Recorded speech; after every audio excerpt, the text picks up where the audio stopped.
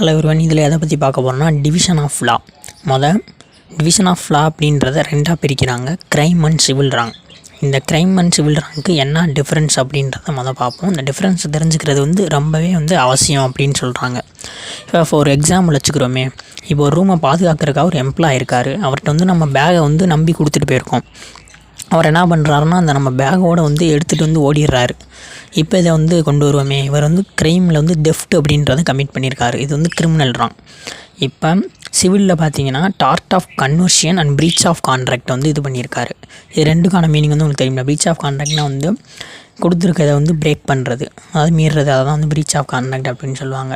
இப்போ ரெண்டுத்துக்கு பார்த்தீங்கன்னா, இப்போ சிவில் ராங்கில் பிளைண்டிஃப் டிஃபெண்டன்ட் அப்படின்னு சொல்லுவோம். கிரிமினல் ப்ரொசீடிங்ஸில் என்ன சொல்லுவோம்னா விக்டிம் அக்யூஸ்ட் அப்படின்னு சொல்லுவோம். அதாவது பாதிக்கப்பட்டவங்கள விக்டிம்னும் அந்த தப்பை செஞ்சவரை அக்யூஸ்ட் அப்படின்னு சொல்லுவோம். சிவில் ப்ரொசீடிங்ஸ் படி பார்த்தா அந்த பாதிக்கப்பட்டவருக்கு காம்பன்சேஷன் கிடைக்கும். ஸ்பெசிஃபிக் பெர்ஃபார்மன்ஸ் அப்படின்னு சொல்லுவாங்க. அப்புறம் இன்ஜெக்ஷன் இதெல்லாம் கொடுப்பாங்க. கிரிமினல் ப்ரொசீடிங்ஸ் பற்றி பார்த்தா அந்த அக்யூஸ்ட்டுக்கு பனிஷ்மெண்ட் கொடுப்பாங்க. இப்போ சிவில் ராங்கோட கிளாஸிஃபிகேஷன் பார்க்கலாம். சிவில் ராங்கை 3 டைப்பாக பிரிக்கிறாங்க. Breach of contract, tort and breach of ட்ரஸ்ட்னு. ப்ரீச் ஆஃப் கான்ட்ராக்ட் அப்படின்றது என்ன சொல்கிறாங்கன்னா, இப்போ ஒரு பார்ட்டி ஃபெயில்டு டு பெர்ஃபார்ம். இப்போ ஒரு கான்ட்ராக்ட் இருக்குன்னே வச்சுக்கிறோமே, ஒரு மேனேஜர்கிட்ட சைன் போட்டிருக்காங்க, நான் டெய்லி பாடுறேன் அப்படின்னு. ஆனால் அவங்க பாடுறதுக்கு ஒரு நாள் வேணும்னே ஆப்சண்ட் ஆகிடுறாங்க அந்த கம்பெனிக்கு வர்றதுக்கு. இப்போ இவங்க வேணும்னே தானே ப்ரீச் பண்ணியிருக்காங்க, அதை மீறியிருக்காங்களா அந்த இருக்கிறத, அதாவது ஃபெயிலியர் ஆன் த பார்ட்.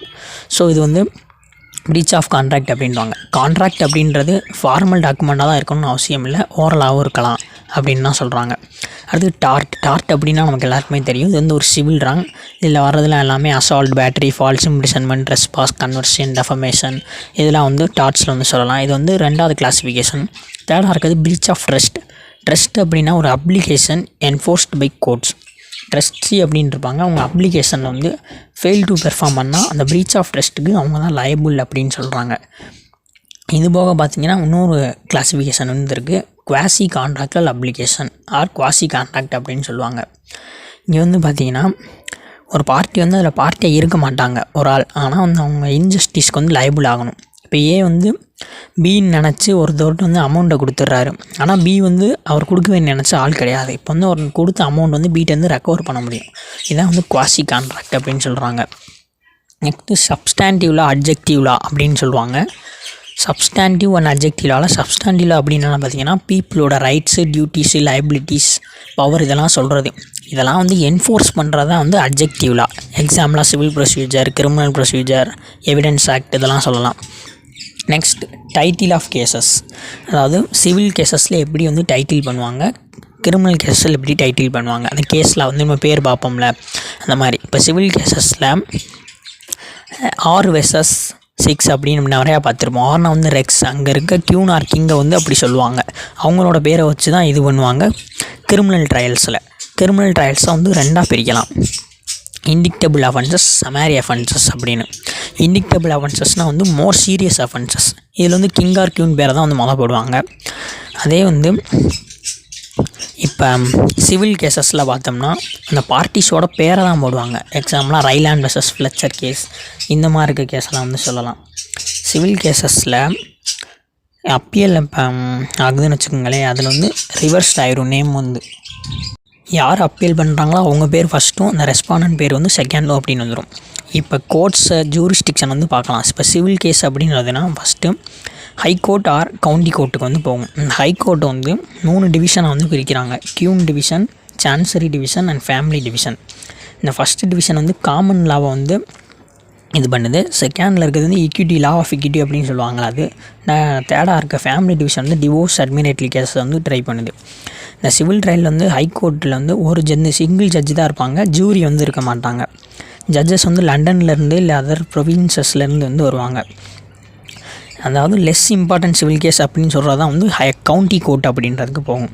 இந்த கவுண்டி கோர்ட், ஹை கோர்ட் ரெண்டுலேருந்து போகிற அப்பீல் கோர்ட் ஆஃப் அப்பீல் அப்படின்றதுல லை ஆகிடும் அப்படின்றாங்க. அங்கே 3 மெம்பர்ஸ் அப்படி இருப்பாங்க. இப்போ இதுலேருந்து போகிற அப்பீலும் லை ஆயிடுச்சுன்னா அது ஹவுஸ் ஆஃப் லார்ட்ஸ் அப்படின்றதுக்கு போகும்.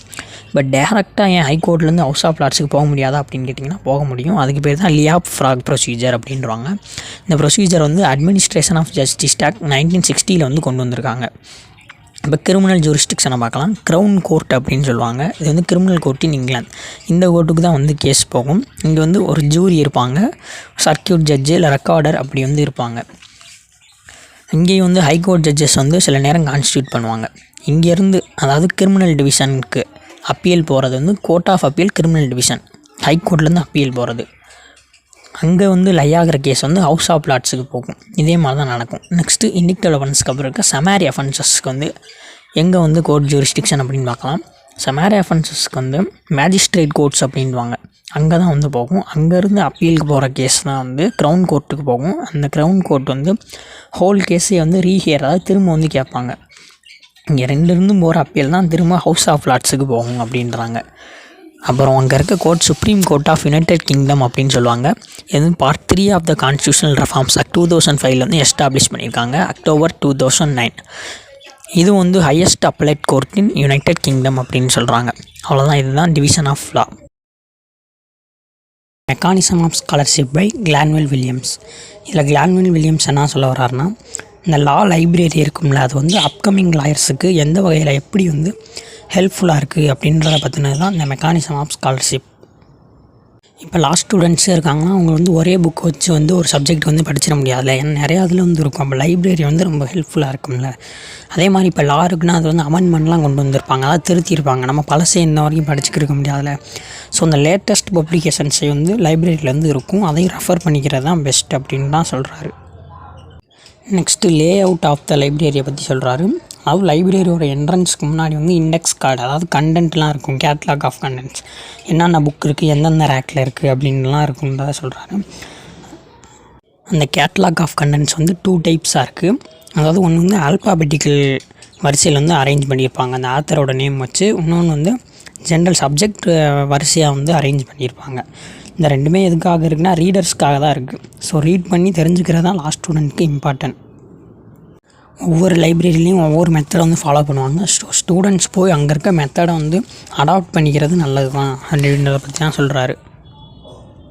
அந்த கேட்லாக் ஆஃப் கண்டென்ட்ஸ்க்கு பக்கத்துலேயே வந்து பார்த்திங்கன்னா ரெஃபரன்ஸ் வந்து இருக்கும் அப்படின்னு சொல்கிறாரு. அதாவது டிக்ஷனரிஸ், பிப்ளியோகிராஃபிஸ், யார் வந்து எழுதுனாங்க, இந்த மாதிரி இருக்கிறதுலாம் வந்து ரெஃபரன்ஸு, எந்த பப்ளிகேஷன் வந்து பப்ளிஷ் பண்ணாங்க, இது எல்லாமே வந்து இந்த கேட்லாக்ஸ் பக்கத்துலேயே வந்து இருக்கும் அப்படின்றாரு. இந்த லா ரிப்போர்ட்ஸ், லா புக்ஸ் இதுக்கு எல்லாமே வந்து தனியாக வந்து ஒரு செக்ஷன் வந்து லைப்ரரியில் இருக்கும், அதாவது ஸ்பெஷல் செக்ஷனாக வந்து இருக்கும். அந்த செக்ஷன் வந்து ரெஃபரன்ஸ் செக்ஷன் அப்படின்னு சொல்லுவாங்க. அங்கே வந்து சப்ஜெக்ட் வந்து கிளாஸிஃபை பண்ணியிருப்பாங்க. எப்படின்னா கான்ஸ்டியூஷனல் லா சம்மந்தமானதுக்கு ஒரு ரேக், இன்டர்நேஷ்னல் லாக்கு, கிரிமினல் லாக்கு, இப்படி வந்து தனித்தனியாக வந்து இருக்கும். மோஸ்ட் ஆஃப் த லைப்ரரியில் வந்து இந்த மாதிரி லா டெக்ஸ்ட் புக் தான் அவைலபிளாக இருக்குது அப்படின்னு சொல்கிறாரு. இங்கேயும் வந்து ஆல்பாபெட்டிக்கல் வரிசையில் தான் வந்து அதை வந்து கிளாஸிஃபை பண்ணி அடுக்கி வச்சுருப்பாங்க அப்படின்றாரு. அப்படி இருக்கவட்டையும் நம்ம ஃபைன் பண்ணுற புக் வந்து அப்போயும் கிடைக்கலனா வந்து அந்த கேட்லாக் ஆஃப் த லைப்ரரியை வந்து கன்சல்ட் பண்ணிக்கிறது நல்லது அப்படின்றாரு. நெக்ஸ்ட்டு லா ரிப்போர்ட்ஸ். லா ரிப்போர்ட்ஸில் இருக்கிறதையும் வந்து தெரிஞ்சுக்கிறது நல்லது தான் அப்படின்னு சொல்கிறாரு. லா ரிப்போர்ட்ஸ் அப்படின்றது ஏற்கனவே ஒரு கேஸ் வந்து டிசைட் பண்ணியிருப்பாங்களா, இம்பார்ட்டன்ட் கேஸை, அதுக்குரிய ரிப்போர்ட் வந்து அவைலபிளாக இருக்கிறது தான் வந்து லா ரிப்போர்ட்ஸ். இந்த மாதிரி most of the law reports வந்து ரீப்ரிண்ட் பண்ணது வந்து இங்கிலீஷ் ரிப்போர்ட்ஸ் தான். அப்ரிவேஷனை வந்து E.R அப்படின்னு ஷார்ட்டாக வந்து சொல்லுவாங்க. இவங்க பப்ளிஷ் பண்ணுற சீரீஸ்லேயே வந்து 3 சீரீஸ் இருக்குது. அதாவது ஹைகோர்ட் அடிப்படையில் க்யூன் பெஞ்ச் டிவிஷன் QB அப்படின்னு ஷார்ட்டாக சொல்லுவாங்க. Chancery division CH, family division FAM அப்படின்னு ஷார்ட்டாக சொல்லுவாங்க. இந்த டெசிஷன்லாம் வந்து எதில் இருந்ததுன்னா ஹவுஸ் ஆஃப் லார்ட்ஸ் வந்து கொடுத்தது. அந்த ரிப்போர்ட்ஸ் வந்து அப்பீலுக்கு போகும்ல, அதை வந்து தனியாக வந்து சொல்கிறாங்க அப்பீல் கேசஸ்னு. அந்த ரிப்போர்ட் வந்து ஷார்ட்டாக AC அப்படின்னு சொல்கிறாங்க. அதில் யூஸ் பண்ணியிருக்க அந்த வேர்ட்ஸ் அது எல்லாமே வந்து கேட்ச் வேர்ட்ஸ். அதாவது லாங்காக இருக்க ஒரு கேஸை வந்து அவங்க புரிஞ்சுக்கிட்டு ப்ரீஃபாக வந்து நமக்கு கொடுத்துருப்பாங்க. ஸோ அது வந்து ரீடருக்கு வந்து ரொம்ப ஹெல்ப்ஃபுல்லாக இருக்குது, அதை வந்து படித்து புரிஞ்சுக்கிறதுக்கு. இப்போ சமாரி வந்து ரிப்போர்ட்டர் வந்து ரிட்டன் பண்ணியிருப்பார். ஸோ அது வந்து ஜட்ஜ்மெண்ட்டை நம்ம கைட் பண்ணிக்கிறதுக்கு யூஸ்ஃபுல்லாக இருக்குது. Next statues. இந்த ஸ்டாச்சூஸ் தான் வந்து இம்பார்ட்டன்ட் மெட்டீரியலே லாயர்ஸுக்கு. ஏன்னா அது வந்து ரொம்ப நாள் வந்து அமெண்ட் பண்ணியிருப்பாங்களே டைம் டு டைம். 1956 ஒன்று, 60 ஒன்று, இந்த மாதிரி நிறையா லா வந்து அமெண்ட் பண்ணியிருப்பாங்க. ஸோ அந்த ஒரிஜினல் ஆக்ட் எப்படி இருந்துச்சு, அமெண்ட் பண்ணதுக்கப்புறம் எப்படி இருந்துச்சு அப்படின்றத தெரிஞ்சுக்கிறதுக்கு இந்த அமெண்ட்மெண்ட்ஸோடு சேர்ந்து இந்த ஸ்டாச்சுவை படிக்கிறது இம்பார்ட்டன்ட். அதாவது கோடிஃபைடு லாவை தெரிஞ்சுக்கிறது தான் இம்பார்ட்டன்ட். ஸோ அதுக்கும் இந்த லா லைப்ரரி ஹெல்ப்ஃபுல்லாக இருக்குது. கோடிஃபைடு லாவில் தான் செக்ஷன் வாரியாக வந்து அரேஞ்ச் பண்ணியிருப்பாங்க. அந்த செக்ஷன்லேயே சப்செக்ஷன் இருக்கிறதையும் வந்து தெளிவாக கொடுத்துருப்பாங்க. ஸோ ஒரு சக்ஸஸ்ஃபுல் லாயர் ஆகிறதுக்கு லா லைப்ரரி வந்து ரொம்பவே ஹெல்ப்ஃபுல்லாக இருக்குது லாயருக்கு. அவங்க சொல்கிறது தான் இந்த mechanism of scholarship, methods of study. இந்த டாப்பிக்கில் போகிறதுக்கு முன்னாடி ஒரு சின்ன இன்ட்ரொடக்ஷன் வந்து சொல்கிறேன். ஒரு லா ஸ்டூடெண்ட்டுக்கு வந்து 2 இம்பார்ட்டன்ட் எய்ம் இருக்கும். ஃபஸ்ட் எய்ம் என்னென்னா ஒரு லாயர் ஆகணும். செகண்டரி எய்ம் என்னென்னா லா எக்ஸாமினேஷனை கிரெடிட்டோட வந்து பாஸ் பண்ணணும் அப்படின்றது. இந்த 2 எய்ம் வந்து எப்படி வந்து நிறைவேறும்? லா ரிப்போர்ட்ஸ், கேஸ் புக்ஸ் எல்லாத்தையும் படித்தா தான். இப்போ இந்த 2 குறுக்க ப்ரிப்பரேஷன் வந்து எப்படி டிஃப்ரென்ஸ் ஆகுது அப்படின்னு பார்க்கலாம். இப்போ ப்ராக்டிஸ் பண்ணுறதுக்கு ஒரு ப்ராக்டிஸ்னருக்கு என்னென்ன தேவைன்னா, அதாவது அவங்க ஆர்கியூ பண்ணுறதுக்கான ஜென்ரல் நாலேஜ், அப்புறம் எப்படி லா வந்து ஃபைன் பண்ணுறது, எதுக்குரியதை அப்படின்றதான் தேவை. இப்போ எக்ஸாம்பிள் நமக்கு என்ன தேவைன்னா, ரூல்ஸ் அண்ட் அத்தாரிட்டிஸை வந்து மெமரைஸ் பண்ணுற எபிலிட்டி தான் தேவை. அதை புரிஞ்சுக்கிட்டு எப்படி எழுதுறது அதுதான் தேவை. ஸோ 2 வந்து டிஃப்ரென்ஸாக தான் இருக்குது அப்படின்னு சொல்லுவாங்க. இந்த கிளான்வெல் வில்லியம்ஸ் வந்து ஒரு சில மெத்தட்ஸ் சொல்கிறாரு லா ஸ்டூடெண்ட்டுக்கு ஹெல்ப்ஃபுல்லாக இருக்கும். அது என்னென்னு பார்க்கலாம். First reading text books. அதாவது டெக்ஸ்ட் புக்கை வந்து ரீடிங் பண்ணுறது வந்து லா ஸ்டூடெண்ட்டுக்கு ரொம்பவே வந்து இம்பார்ட்டன்ட் அப்படின்னு சொல்கிறாரு.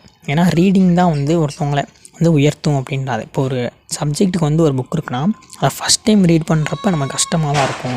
அது நிறையா அதை வந்து ரிமெம்பர் ஆக முடியாது அப்படின்னு சொல்கிறாரு.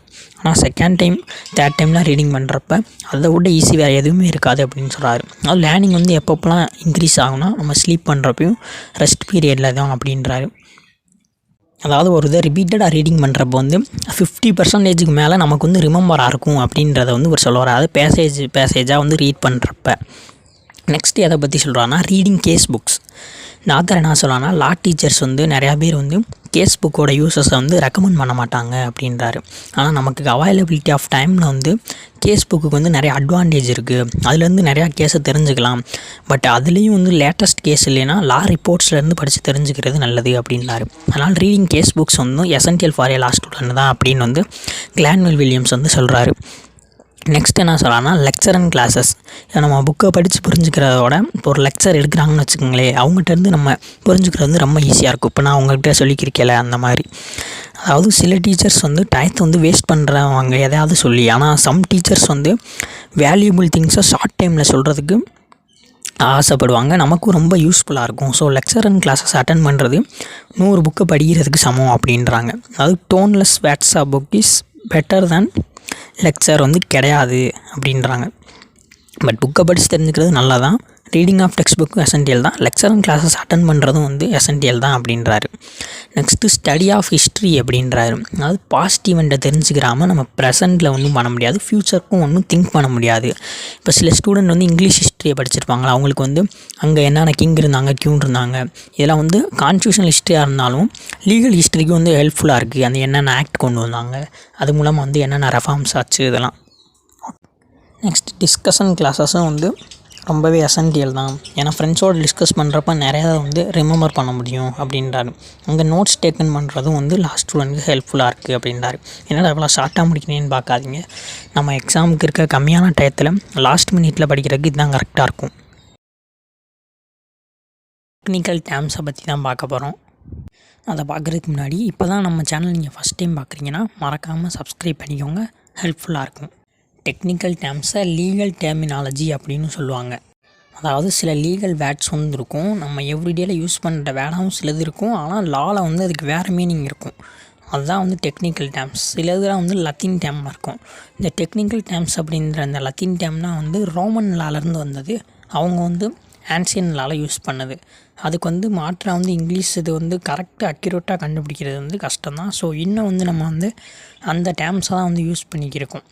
ஏன்னா அதை வந்து யார் யூஸ் பண்ணுறான்னா லாயர், ஜட்ஜஸ், லா மேக்கர்ஸ்லாம் வந்து அதை யூஸ் பண்ணுறாங்க. அப்போ தான் வந்து அக்யூரசி அண்ட் கிளாரிட்டியாக இருக்குது லீகல் மேட்டர்ஸில். அப்படி யூஸ் பண்ணுற அந்த வேர்ட்ஸுக்கு பேர் தான் டெக்னிக்கல் டேர்ம்ஸு. அது எல்லாத்துக்குமே வந்து ஃபிக்ஸட் மீனிங் இருக்கும் லாவில். அதை அண்டர்ஸ்டாண்ட் பண்ணிக்கிறது வந்து நமக்கு வந்து ரொம்பவே ஹெல்ப்ஃபுல் லா ஸ்டூடெண்ட்க்கு. அது வந்து நெசசரி தான். லா, ஜட்ஜ்மெண்ட், லீகல் டாக்குமெண்ட்லாம் இருக்கிறத வந்து அந்த டெக்னிக்கல் டேர்ம்ஸோட மீனிங்கை தெரிஞ்சுக்கிறணும். அது ரொம்பவே முக்கியம் அப்படின்னு வந்து சொல்ல வர்றார் கிளான்வெல் வில்லியம்ஸ். லீகல் வேர்ட்ஸை வந்து கிளான்வெல் வில்லியம்ஸ் டேர்ம்ஸ் ஆஃப் ஆர்ட் அப்படின்னு வந்து சொல்கிறாரு.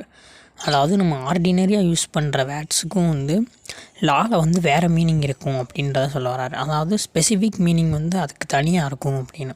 ஃபார் எக்ஸாம்பிள் வந்து ஒரு 2 இது சொல்கிறாரு. அதாவது கான்ட்ராக்ட் அப்படின்னா நம்ம எவ்ரிடே யூஸ் பண்ணுற ஏதோ ஒரு அக்ரிமெண்ட் அப்படின்னு தான் சொல்லுவோம். அதாவது கான்ட்ராக்ட் போட்டிருக்காங்க அப்படி. ஆனால் லாவில் அப்படி இல்லை. கான்ட்ராக்ட் அப்படின்னா அக்ரிமெண்ட் என்ஃபோர்ஸபிள் பை லா. அதுக்குரிய அந்த செக்ஷன் 10ல் சொல்லுவோம்ல, ஏற்கனவே நம்ம சேனலில் வீடியோ அப்லோட் பண்ணியிருக்கோம். அந்த செக்ஷன் 10ல் இருக்கிற எல்லாமே வந்து எசென்ஷியல்ஸ் இருந்தால் தான் அது கான்ட்ராக்ட். மிச்சதில் வந்து கான்ட்ராக்ட் ஆகாதுன்றோம்ல. ஸோ லாவில் வந்து வேறு மீனிங் இருக்குது. எவ்ரிடே யூஸ் பண்ணுற வேர்ட்டுக்கும் இப்போ இதுக்கும் வந்து வித்தியாசம் இருக்கா. ஸோ அதை தான் டேர்ம்ஸ் ஆஃப் ஆர்ட் அப்படின்னு சொல்கிறாரு. நெக்ஸ்ட்டு நெக்லிஜென்ஸ் அப்படின்றத எவ்ரிடே யூஸ் பண்ணுறதில் கேர்லெஸ்னஸ் அப்படின்னு ஜென்ரலாக சொல்லுவோம். ஆனால் லாவில் அப்படி இல்லை. நெக்லிஜென்ஸ் அப்படின்னா டியூட்டி ஆஃப் கேரை வந்து ப்ரீச் பண்ணியிருக்கணும், அதனால் ஹார்ம் ஏற்படுத்திருக்கணும் இருக்காது. அது டார்ச்சில் படிப்போம்ல நெக்லிஜென்ஸ், அதை வந்து இங்கே சொல்ல வராரு. ஏன்னா வந்து எவ்ரிடே யூஸ் பண்ணுறதுக்கும் லாவில் யூஸ் பண்ணுறதுக்கும் வந்து மீனிங் வந்து மாறும். இதை கற்றுக்கிறது ஏன் அவசியம்னா நம்ம மிஸ் அண்டர்ஸ்டாண்ட் பண்ணிக்கிறாமல் இருக்க லீகல் மேட்டர்ஸில். அதாவது இப்போ டெசிஷன் இதெல்லாம் இப்போ கான்ட்ராக்ட்னு இருக்குன்னா நம்ம எவ்ரிடே யூஸ் பண்ணுறதுன்னு புரிஞ்சுக்கிட்டோம்னா தப்பாக போயிடும்ல. ஸோ லீகல் டேர்ம்ஸை அண்டர்ஸ்டாண்ட் பண்ணிக்கிறது ரொம்பவே இம்பார்ட்டன்ட் தான். ஏற்கனவே சொன்ன மாதிரி இதெல்லாம் வந்து லத்தீன்லேருந்து வந்த டேர்ம் தான் இன்னுமே வந்து யூஸ் பண்ணுறோம். அப்படி யூஸ் பண்ணுறதெல்லாம் பார்க்கலாம். அதாவது ரோமன் லாலேருந்து வந்தது. எக்ஸாம்பிள் ஆக்டஸ் ரியஸ் அப்படின்னு கிரிமினல் லா ஆஃப் கிரைம்ஸில் யூஸ் பண்ணுவோம். மென்ஸ் ரியா அப்படின்னு சொல்லுவோம்ல. ஆக்டஸ் ரியஸ் அப்படின்னா physical act of committing crime. இதுக்கு வந்து இப்போ கரெக்டான இங்கிலீஷ் வேணால் இதை யூஸ் பண்ணுறேன். ஸோ ஆக்டஸ் ரியஸ்ன்னு தான் இன்றைக்கி வரைக்கும் யூஸ் பண்ணுறோம். இது வந்து லத்தீன் டேர்ம் தான். இதுதான் டெக்னிக்கல் டேர்ம். நெக்ஸ்ட்டு மென்ஸ்ரியா அப்படின்னா இன்டென்ஷன் பிகைன் தி ஆர்ட். இதில் வந்து மென்ஸ்ரியா அப்படின்றதும் லத்தீன் டேர்ம் தான், இன்ன வரைக்கும் யூஸ் பண்ண தானே செய்கிறோம். நெக்ஸ்ட்டு டாட்ஸில் அந்த நெக்லிஜென்ஸில் வரக்கூடிய ஒரு கான்செப்ட் ரெசிப்ஸா லொக்கிட்டார் அப்படின்னா அந்த thing speak for it self அப்படின்றதுல இதுவும் வந்து லத்தீன் டேர்ம் தான். இதுக்குரிய மீனிங் நமக்கு தெரியுமில்ல. அதாவது நெக்லிஜென்ஸ் வந்து நடந்திருக்கும், அதுக்கு வந்து டிஃபெண்டன்ட் வந்து ப்ரூவ் பண்ண தேவையில்ல. பிளைண்டிஃப் வந்து டிஃபெண்டன்ட் தான் அப்படி செஞ்சார்னு அப்படின்னு அந்த திங்கே வந்து சொல்லும். அது நடந்ததே வந்து எக்ஸாம்பிளாக கூட இந்த municipal corporation of Delhi versus Bhagwanti கேஸை வந்து சொல்லலாம். அது இருக்கட்டும். இப்போ இதில் தான் வந்து டெக்னிக்கல் டேர்ம்ஸ்.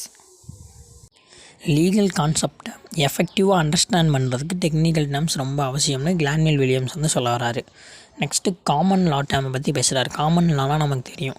அதாவது கோர்ட்டால் மேட் பண்ணலாம். எக்ஸாம்பிள் டாட்ஸில் இருக்க இந்த பிரசிடென்ட் கேசஸ் இதெல்லாம் வச்சு பார்ப்போமே. ட்ரெஸ்பாஸ், கன்வர்ஷன், ஈக்விட்டி, இது எல்லாத்துக்குமே பர்டிகுலர் லீகல் மீனிங் இருக்குது. இதெல்லாம் வந்து இந்த டேர்ம் காமன் லா டேர்ம் தான். ஜுடிஷியல் டெசிஷனை வந்து இந்த வேர்ட்ஸ்லாம் இருக்க மூலமாக தான் ஈஸியாக அண்டர்ஸ்டாண்ட் பண்ணிக்கிற முடியுது. ஸோ டெக்னிக்கல் டேர்ம்ஸு இம்பார்ட்டன்ட் தான். டெக்னிக்கல் டேர்ம்ஸ் மூலமாக தான் லீகல் கம்யூனிகேஷனை கிளியர் அண்ட் கன்சிஸ்டண்ட்டாக வந்து என்ஷூர் பண்ணிக்கிற முடியுது. அதாவது மிஸ் அண்டர்ஸ்டாண்டிங், மிஸ்யூஸிங்கை வந்து சீரியஸ் கன்சிக்வன்ஸ்க்கு வழிவகுக்கும். நம்ம தப்பாக புரிஞ்சுக்கிறது, அதனால் கேஸே வந்து லாஸ் பண்ணுறதுக்கு வாய்ப்புகள் இருக்குது. ஸோ கரெக்டாக மீனிங்கை தெரிஞ்சுக்கிறணும். அதாவது லேர்னிங் த லீகல் டெர்மினாலஜிஸை ஃபண்டமெண்டல் ஸ்டெப் இன் ஸ்டடிங்களா, அது வந்து ஒரு ஃபண்டமெண்டல் ஸ்டெப் தான் லீகல் டெர்மினாலஜியை படிக்கிறது. அப்போ தான் வந்து மோர் எஃபெக்டிவ் அண்ட் அக்யூரேட்டாக வந்து லாவை வந்து நம்ம படிக்க முடியும். அவ்வளோதான் இந்த டெக்னிக்கல் டேர்ம்ஸ். கேஸ் லா டெக்னிக்ஸ் அப்படின்னு சொல்லக்கூடிய ரேஷியோ டெசிடென்சி, ஒபிட்டா டிக்டா, இது ரெண்டை பற்றி தான் பார்க்க போகிறோம். ஃபஸ்ட்டு இந்த ரேஷியோ டெசிடென்சி, ஒபிட்டா டிக்டம் எதுக்கு யூஸ் பண்ணுறாங்கன்னா ஒரு ஜுடிஷியல் டெசிஷனை வந்து எதை வச்சு வந்து மேக் பண்ணுறது, அதுக்காக தான் வந்து இது ரெண்டும் வந்து கன்சிடர் பண்ணுறாங்க. ஃபஸ்ட்டு ரேஷியோ டெசிடென்சி அப்படின்றது வந்து ஒரு லத்தீன் டேர்ம். அதுக்குரிய மீனிங் என்னான்னு பார்த்தோம்னா the reason for the decision. அதாவது ஒரு ரீசனுக்குரிய டெசிஷன். அதாவது முன்னாடியே வந்து ஒரு கேஸை வந்து தீர்மானிச்சிருப்பாங்களே, இந்த கேஸுக்கு வந்து இதான் ஜட்ஜ்மெண்ட் கொடுத்தாங்கன்னு, அதை வச்சு அடுத்து வர கேஸுக்கு அதே மாதிரி ஜட்ஜ்மெண்ட் கொடுக்குறது தான் வந்து ரேஷியோ டெசிடென்சி. இப்போ எக்ஸாம்பிளாக வந்து கிளான்வில் வில்லியம்ஸ் வந்து ஒரு கேஸை வந்து சொல்லியிருக்காரு. Wilkinson versus Taunton. இந்த கேஸ் எல்லாருமே டாட்ஸில் வந்து நெர்வஸ் ஷாக் அப்படின்ற டாப்பிக்கில் படிச்சிருப்போம். இதில் என்னென்னா வந்து பிளைண்டிஃபோட ஹஸ்பண்டுக்கு வந்து ஆக்சிடெண்ட்லேருந்து 2 கால் போயிடுச்சு அப்படின்னு டிஃபெண்டன்ட் சொன்னதில் அந்த பிளைண்டிஃப்க்கு வந்து நெர்வஸ் ஷாக் ஆகி மயங்கி கீழே விழுந்துருவாங்க. ஆனால் அவங்களுக்கு ஃபிசிக்கலாக அதுவும் டேமேஜ் ஆகலை, ஆனால் நெர்வஸாக வந்து டேமேஜ் ஆகிருக்கு. ஆனால் இந்த டிஃபெண்டன்ட் தானே இந்த ஆக்டுக்கு காரணம். அதனால் யாரெல்லாம் இப்படி மற்றவங்களுக்கு ஹார்ம் ஏற்படுத்துகிறாங்களோ அவங்களாம் வந்து லயபிள் தான். இதுதான் இங்கே வந்து ரேஷியோ டெசிடென்சி. இதுலேருந்து நமக்கு புரியுது என்னன்னா, ரேஷியோ டெசிடென்சி அப்படின்றது ஒரு கேஸ்க்கு வந்து முன்னாடி கொடுத்த டெசிஷனை அடுத்து அதே ஃபேக்டோட சிமிலர் ஃபேக்டோட வர கேஸ்க்கு ஃபாலோ பண்ணுறது. ஒபிட்டா டிக்டா அப்படின்றதுக்குரிய லத்தீன் மீனிங் என்னான்னு பார்த்தோம்னா திங்ஸ் செட் பை த வே. அதாவது ஜட்ஜஸ் மேட் பண்ணுற கமெண்ட் அப்சர்வேஷன், இதை தான் வந்து ஒபிட்டா டிக்டம் அப்படின்னு சொல்லுவாங்க. இதுக்கான சிம்பிள் எக்ஸாம்பிளாக ஒன்று சொல்கிறேன். அதிலே ஒபிட்டா டிக்டம்னா என்னான்னு நல்லாவே புரிஞ்சிடும். அதாவது இப்போ ஒரு பெடஸ்ட்ரியன் வந்து அவர் வாக் பண்ணி போய்க்கிருக்கார், நடந்து போய்க்கிருக்கார். அப்போ ஒரு கார் மோதி அவருக்கு வந்து இன்ஜூர்ட் ஆயிடுது. இப்போ இந்த கேஸ் ஃபைல் பண்ணுறாங்க, ஜட்ஜஸ் விசாரிக்கிறாங்க. இதில் இந்த மோதினவருக்கு பனிஷ்மெண்ட் கொடுக்க போகிறாங்கன்ட்டு உறுதியாயிடுச்சு. இப்போ ஜட்ஜஸ் என்ன பண்ணுறாங்கன்னா ஒரு அடிஷ்னல் அப்சர்வேஷன் பண்ணுறாங்க. அவர் வந்து ஓரமாக நடக்கலை அப்படின்றது வந்து சொல்கிறாங்க. ஆனாலும் வந்து இந்த டிஃபெண்டன்ட் வந்து பனிஷபிள் தானே, ஆனால் அவர் சொன்ன வேர்ட்ஸ் வந்து இப்போ லீகலாக பைண்ட் பண்ண முடியுமானா முடியாது. ஸோ இதுதான் வந்து ஒபிடா டிக்டா.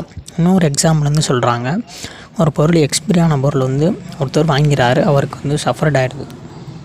பட் அந்த எக்ஸ்பிரியான பொருளை விற்றவர் மேலே தானே தப்பு இருக்குது, அவர் தானே பார்த்து விற்றுருக்காரு, ஆனால் அவருக்கு தானே அவனை தானே காம்பன்சேஷன் வந்து கிளைம் பண்ண முடியும் அவர்கிட்ட இருந்து தானே அப்படின்றது வந்து இங்கே வந்து ரேஷியோ டெசிடென்சி தான். பட் வாங்கினவங்க தானே டேட் வந்து எக்ஸ்பிரி ஆயிருக்கா இல்லையான்னு பார்த்து வாங்கியிருக்கணும் அப்படின்றதான் இங்கே அடிஷ்னல் அப்சர்வேஷன். பட் இதை வந்து லீகலாக வந்து பைண்ட் பண்ண முடியுமானா முடியாது. ஸோ ஜட்ஜஸோட கமெண்ட்ஸ் அண்ட் அப்சர்வேஷனை வந்து ஒபிடா டிக்டாவாக இருந்தால் வந்து பைண்ட் பண்ண முடியாது அப்படின்றாங்க. ஆனால் ரேஷியல் ரெசிடென்சி வந்து ஃபாலோ தான் பண்ணுவாங்க அப்படின்னு சொல்கிறாங்க. அவ்வளோதான். Interpretation of statutes. நம்ம எல்லாருக்குமே தெரியும், லெஜிஸ்லேச்சர் வந்து ஒரு எனாக்ட்மெண்ட்டை பாஸ் பண்ணுவாங்க. பட் அந்த லெஜிஸ்லேச்சரோட மெம்பர்ஸ் வந்து அதை இன்டர்பிரட் பண்ணுற அத்தாரிட்டி இருக்குன்னா கிடையாது. இன்டர்பிரட் பண்ணுற அத்தாரிட்டி வந்து ஜுடிஷியரி கிட்ட தான் இருக்குது. ஜுடிஷியரியில் பார்த்திங்கன்னா அந்த ஃபெடரல் லா, கான்ஸ்டியூஷனல் லா அதெல்லாம் வந்து சுப்ரீம் கோர்ட் வந்து இன்டர்பிரட் பண்ணுவாங்க. ஸ்டேட் லாவை வந்து ஹைகோர்ட் இன்டர்பிரட் பண்ணுவாங்க. இதோட மீனிங் என்னான்னு பார்த்தீங்கன்னா, இன்டர்பிரிட்டேஷனுக்கு determining the meaning and application of law, அதாவது இந்த லாவோட மீனிங் என்ன, அது எதுக்காக கொண்டு வந்தாங்க அப்படின்றத பார்க்குறது தான் வந்து இன்டர்பிரிட்டேஷன் அப்படின்றாங்க. இது எதுக்காகனா to ensure the laws are applied correctly and consistently, laws வந்து கரெக்டில் அப்ளைட் ஆகிருக்கா, கன்சிஸ்டண்ட்டாக இருக்கா அப்படின்னு பார்க்குறதுக்காக இன்டர்பிரிட்டேஷன் வந்து பண்ணுறாங்க. இதில் வந்து பார்த்திங்கன்னா 3 ரூல் இருக்குது. ஃபஸ்ட் ரூல் என்ன பார்த்திங்கன்னா லிட்டரல் ரூல், இது கிராமட்டிக்கல் ரூல் இல்லைனா பிளைன் மீனிங் ரூல் அப்படின்னு சொல்லுவாங்க. இதான் வந்து ஃபஸ்ட்டு ரூல் ஆஃப் இன்டர்பிரிட்டேஷன்.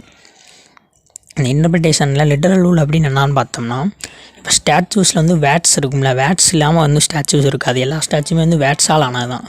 அந்த வேட்ஸ் வந்து ஆர்டினரி இல்லை பிளைன் மீனிங்கில் இருக்கான்னு பார்க்குறது தான். அதாவது புரியாமல்லையோ இல்லை டபுள் மீனிங் மாதிரி இருக்கும், அந்த மாதிரி இருக்கக்கூடாது. ஆர்டினரியாக லிட்டரல் மீனிங்கில் இருக்கணும் அப்படின்னு தான் சொல்கிறாங்க.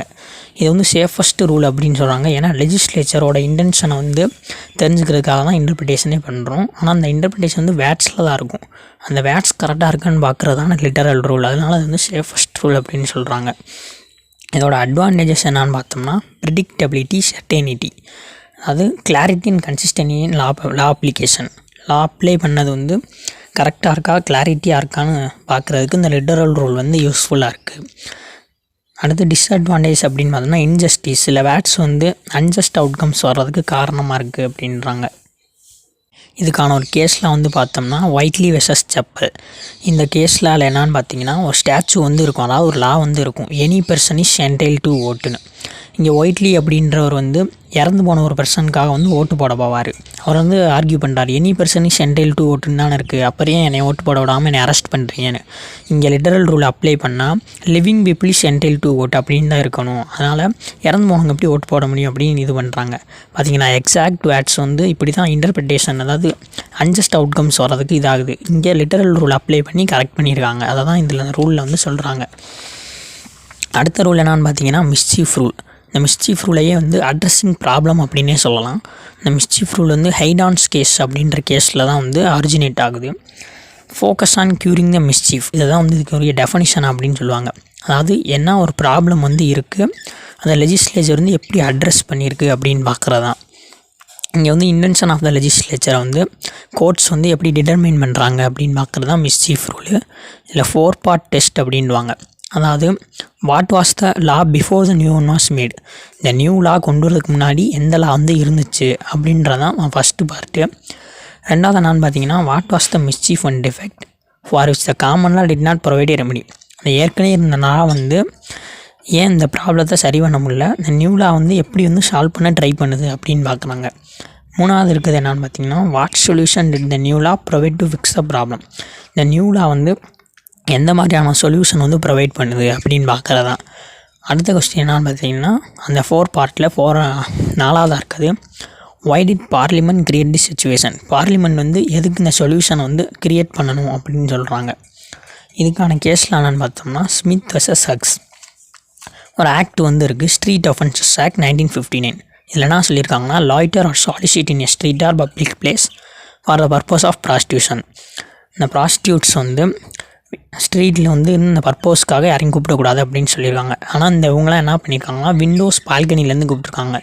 ஏன்னா நாங்கள் வந்து ஸ்ட்ரீட்டில் இல்லை அப்புறம் எங்களை அரெஸ்ட் பண்ணி அப்படின்னு ஆர்கியூ பண்ணுறாங்க. ஆனால் இதோட பர்பஸ் என்னன்னு பார்த்தோம்னா, இங்கே ப்ராப்ளம் என்னென்னா ஸ்ட்ரீட் ப்ராஸ்டியூஷனை வந்து ரெடியூஸ் பண்ணணும். ஸோ இவங்களாம் வந்து லயபிள் தான். இப்போ அந்த வேட்ஸில் இருக்கிறத வச்சு இவங்க வந்து மிஸ்லீட் ஆக பார்த்துருக்காங்க. இங்கே மிஸ்சீஃப் ரூல் அப்ளை பண்ணுறது ப்ராப்ளம் அட்ரெஸ் பண்ணுறதுக்கு தான். இங்கே ப்ராப்ளம் வந்து to reduce street prostitution. So இங்கே மிஸ்சீஃப் ரூல் இந்த மாதிரி அப்ளை ஆகுது. அடுத்த ரூல் என்னான்னு பார்த்தீங்கன்னா கோல்டன் ரூல். கோல்டன் ரூல் என்னன்னா லிட்டரல் ரூலில் இருக்க அன்ஜஸ்ட் அவுட்கம்ஸை சரி பண்ணி அதோட பர்பஸ் என்னான்னு சொல்கிறதா வந்து கோல்டன் ரூல். இதை வந்து மிடில் கிரவுண்ட் அப்படின்னு சொல்லுவாங்க லிட்டரல் ரூலுக்கும் மிஸ்சீஃப் ரூலுக்கும். லிட்டரல் மீனிங்கை பார்க்கணும், நெக்ஸ்ட்டு பர்பஸ் அண்ட் கண்டெக்ஸ்ட்டை பார்க்கணும் அப்படின்னு சொல்லுவாங்க. இதுக்குரிய அட்வான்டேஜஸ் அண்ட் டிஸ்அட்வான்டேஜஸ் பார்க்கலாம். அட்வான்டேஜஸ் லிட்டரல் மீனிங்கை லெஜிஸ்லேட்டிவ் இன்டென்ட்டோட பேலன்ஸ் பண்ணுறது, அப்சைட் அண்ட் அன்ஜஸ்ட் அவுட்கம்ஸை ப்ரிவெண்ட் பண்ணுறது, ஃப்ளெக்சிபிலிட்டியை வந்து என்கரேஜ் பண்ணுறது இன்டர்பிரிட்டேஷனில். டிஸ்அட்வான்டேஜ் என்னன்னு பார்த்தோம்னா இப்படி பண்ணுறதுக்கு வந்து ஜுடிஷியல் எக்ஸ்பர்டைஸ் வந்து தேவை. அதாவது பிளைன் மீனிங் ரூலோட கான்ஃப்ளிக்ட் இருக்குது அப்படின்றாங்க. அது மட்டும் இல்லாமல் லெஜிஸ்லேட்டிவோட இன்டென்ட் வந்து டிட்டர்மின் பண்ணுறது டிஃபிகல்ட் அப்படின்றாங்க. இதெல்லாம் டிஸ்அட்வான்டேஜாக சொல்கிறாங்க.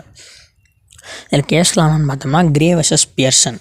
இந்த கேஸில் ஒரு லா வந்து இருக்குது ஸ்டாச்சு. அதில் என்ன சொல்கிறாங்கன்னா no interest shall be paid on loan over 100 euro. அதாவது எந்த இன்ட்ரெஸ்ட்டுமே வந்து பெய்ட் பண்ண தேவையில்ல 100 euroக்கு மேலே லோன் வாங்கியிருந்தா அப்படின்னு. ஆனால் இங்கே கிரேன்றவர் வந்து மணி வந்து பியர்சனுக்கு கொடுத்துருக்காரு. பியர்சன் வந்து ஆர்கியூ பண்ணுறாரு, எனக்கு எதுக்கு இன்ட்ரெஸ்ட் கேட்குறீங்க, அதான் லா வந்து இப்படி இருக்குல்ல, நான் வந்து 100 euroக்கு மேலே தானே வாங்கியிருக்கேன் அப்படின்னு. ஆனால் அந்த லா எப்படி இருக்கணும்னா interest can be charge on loans over 100. அதாவது 100 euroக்கு மேலே வாங்கினா லோன் வாங்கினா தான் வந்து இன்ட்ரெஸ்ட் கொடுக்கணும் அப்படின்றதுனால சரியாக இருக்கும். ஆனால் இங்கே வந்து இன்ட்ரெஸ்ட்டே கொடுக்க தேவையில்லை அப்படின்லாம் இருக்குது. லோன்ஸ் வந்து 100 euroக்கு மேலே வாங்கினா இங்கே இருக்க இந்த அன்ஜஸ்ட் அவுட்கம் சரி பண்ணுறது தான் கோல்டன் ரூல் அப்படின்வாங்க. இந்த இன்டர்பிரிட்டேஷன் செய்கிறப்போ வந்து வேரியஸ் ப்ரிசம்ப்ஷன்ஸ் வந்து அப்ளை பண்ணுவாங்க. அதாவது இப்படிலாம் இருக்கணும் அப்படின்னு. அதாவது இந்த இன்டர்பிரிட்டேஷன் வந்து ஃப்யூச்சர் சிச்சுவேஷனுக்கு தான் இருக்கணும், பாஸ்ட் ஈவெண்ட்டுக்கு வந்து இருக்கக்கூடாது அப்படின்வாங்க. அது மாதிரி ஏற்கனவே இருக்க எக்ஸிஸ்டிங் ரைட்டை வந்து பறிக்கிறதா வந்து இந்த இன்டர்பிரிட்டேஷன் வந்து இருக்கக்கூடாது அப்படின்வாங்க. ஸோ இந்த இன்டர்பிரிட்டேஷன் ஆஃப் ஜட்ஜஸ்க்கு தான் வந்து பவர் இருக்குது. டான்வெல் வில்லியம்ஸோட ஒர்க்கிங் அவுட் ப்ராப்ளம்ஸை பற்றி தான் பார்க்க போகிறோம். அதை ஃபஸ்ட்டு இன்ட்ரொடக்ஷனில் வந்து என்ன சொல்ல வர்றாருன்னா, நம்ம படிக்கிற இந்த லீகல் எஜுகேஷன் வந்து ஸ்டாச்சூஸ் அதாவது லாவையும் கேஸ் லாவையும் மெமரைஸ் பண்ணிக்கிறது மட்டும் இல்லை, லீகல் ப்ராப்ளமை வந்து எப்படி அப்ரோச் பண்ணி சால்வ் பண்ணுறது அப்படின்றத பற்றினது தான் வந்து ரொம்பவே வந்து இம்பார்ட்டன்ட். அதை பற்றி சொல்கிறது தான் இந்த working out problems by Glanville Williams. இதில் ஃபஸ்ட்டு இருக்க சைடு ஹெட்டிங்கில் வந்து என்ன சொல்கிறாங்கன்னா, facts stated in the problem are conclusive. Legal ப்ராப்ளம்னா ஒன்றும் இல்லை, நம்ம வந்து பார்ட்டி டியில் வந்து எழுதுவோம்ல ஃபேக்ட் இஷ்யூன்னு போட்டு, நம்ம கூட வீடியோ அப்லோட் பண்ணியிருக்கோம் வந்து டாட்ஸுக்கு வந்து எப்படி வந்து ப்ராப்ளம் வந்து ஆன்சர் பண்ணுறதுன்னு. அந்த மாதிரி இந்த ப்ராப்ளம் கொஸ்டினுக்கு வந்து ஃபேக்ட் கொடுத்துருப்பாங்களே, அந்த ஃபேக்ட் வந்து அவங்க கொடுத்துருக்கிறதுக்கு தான் நம்ம ஆன்சர் பண்ணுமே தவிர அதில் இந்த மாதிரி தப்பு இருக்கே அப்படிலாம் நம்ம யோசிக்க முடியாது.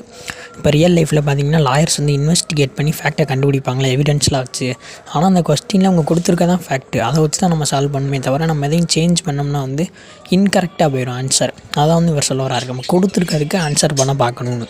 அதான் வந்து ஃபஸ்ட்டு ஃபேக்ட் ஸ்டேட்டட் இந்த ப்ராப்ளம் ஆர் கன்க்ளூசிவ். நெக்ஸ்ட் இருக்க சைடு ஹெட்டிங் தான் வந்து ஒமிட்டட் ஃபேக்ட்ஸ். அதாவது இப்போ ஒரு ப்ராப்ளம் கொஸ்டின் வந்து கொடுத்துருக்காங்கன்னா அதில் வந்து எப்படி சொல்கிறது, டீட்டெயிலாக வந்து கொடுத்துருக்க மாட்டாங்க. டீட்டெயிலாக ஆனால் வந்து நம்ம நினைக்கிற அளவுக்கு டீட்டெயிலாக கொடுத்துருக்க மாட்டாங்க. ஓரளவு வந்து ஃபேக்ட் வந்து கொடுத்துருப்பாங்க. அப்போ அதில் வந்து நம்ம பாதி இல்லையே அந்த இடத்துல என்ன பண்ணுறேன்னா அவங்க கொடுத்துருக்கதை வச்சு நம்ம டிஃப்ரெண்ட்டாக வந்து யோசித்து அதுக்கேற்றாப்புல வந்து ஆன்சர் பண்ணணும். அதாவது லீகல் ரீசனிங் வந்து அங்கே இருக்கணுன்றதை பற்றி சொல்கிறது தான் அந்த omitted fact side heading. Next இருக்கக்கூடிய சைடு கட்டிங் தான் வந்து 2 பாயிண்ட்ஸ் ஆஃப் டெக்னிக். இதில் வந்து 2 டெக்னிக் வந்து டான்வெல் வில்லியம்ஸ் சொல்கிறாரு, அதை வந்து பார்க்கலாம். ஃபஸ்ட்டு இருக்கக்கூடிய டெக்னிக் தான் வந்து read carefully and find the key legal issues. அதாவது இப்போ ஃபேக்ட் தான் கொடுத்துருக்காங்கன்னா அதில் எது லீகலாக இம்பார்ட்டன்றதை பார்க்கணுமே தவிர அன்னெசரி டீட்டெயில்ஸை வந்து இக்னோர் பண்ணிடணும். Focus on what is legally important and ignore unnecessary details. இதுதான் வந்து ஃபஸ்ட்டு டெக்னிக்காக நமக்கு வந்து டான்வெல் வில்லியம்ஸ் சொல்ல வராரு. இப்போ செகண்ட் டெக்னிக்காக என்ன சொல்ல வராருன்னா, write answers in a clear and structured way. அதாவது நம்ம ஆன்சர் ப்ராப்ளம்க்கு எழுதும்போது கிளியராக இருக்கணும். எப்படின்னா இன்ட்ரோடக்ஷன் வந்து ஸ்டேட்டிங் த லீகல் இஷ்யூ, அந்த ப்ராப்ளமில் என்ன வந்து இஷ்யூ இருக்குது அதை வந்து ஃபஸ்ட்டு சொல்லிடணும். எக்ஸ்ப்ளனேஷன் ஆஃப் த ரெலவெண்ட் லா, அந்த இஷ்யூவுக்கு தொடர்புடைய சட்டம் என்ன அது, அதாவது இப்படி வந்து இஷ்யூ ஆச்சுன்னா இங்கே இந்த லா வந்து வயலேட் ஆயிருக்கு அப்படின்னு சொல்கிறது. Next and application of the law to the fact, அந்த அவங்க கொடுத்துருக்க ஃபேக்ட்டுக்கும் நம்ம சொல்கிற லாக்கும் வந்து எப்படி வந்து ரிலேட் ஆகுது அப்படின்றத லாவை அப்ளிகபிள் பண்ணி பார்க்கணும். நெக்ஸ்ட்டு கன்க்ளூஷன் சமரைசிங் த அவுட்கம், இதெல்லாம் சேர்த்து கன்க்ளூஷனாக அதுலேருந்து அவங்களுக்கு என்ன ரெமெடி கிடைக்குது, இல்லை அவங்கள பனிஷ் பண்ணுமா வேணாமா அப்படின்றத லாவில் சொல்லியிருப்பாங்க, அதை சமரைஸ் பண்ணி கடைசியாக எழுதணும் அப்படின்றத அந்த செகண்ட் டெக்னிக்கு. நெக்ஸ்ட் இருக்கக்கூடிய சைடு கட்டிங் தான் வந்து ரூல்ஸ் அண்ட் அத்தாரிட்டிஸ்.